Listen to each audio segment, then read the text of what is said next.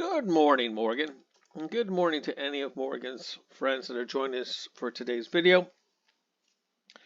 And in today's video, it's going to be very brief. One, there isn't going to be any examples, not yet. And it's about how to change the port, which is another way of saying the IP address that you're going to be using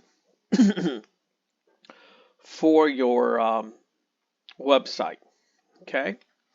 So today we're just going to show you that you can do it using by adding to the run server command that you can execute on the command line. And then as we get into the series, we're going to talk about how you do that in the code. But for today, all we're going to do is a little bit of reading, and then that'll be that. Okay, so it's going to be a short video for today. Changing the port. By default, the run server command starts the development server on the internal IP at port 8000. If you want to change the server's port, pass it as a command line argument.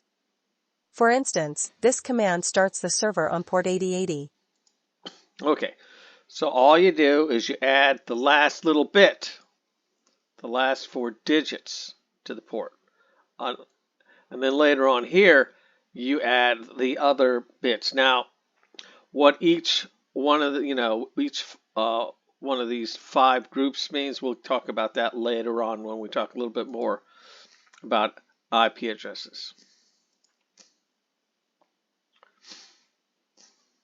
If you want to change the server's IP, pass it along with the port.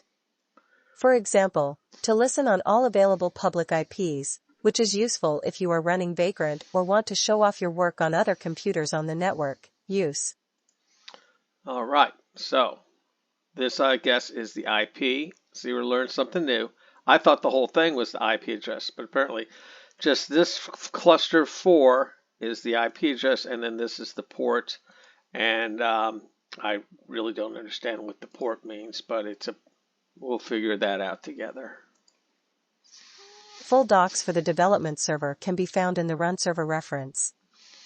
Automatic reloading of run server. The development server automatically reloads Python code for each request as needed. You don't need to restart the server for code changes to take effect. However, some actions like adding files don't trigger a restart, so you'll have to restart the server in these cases. All right, well, that's it. So when we make the changes, we have to restart the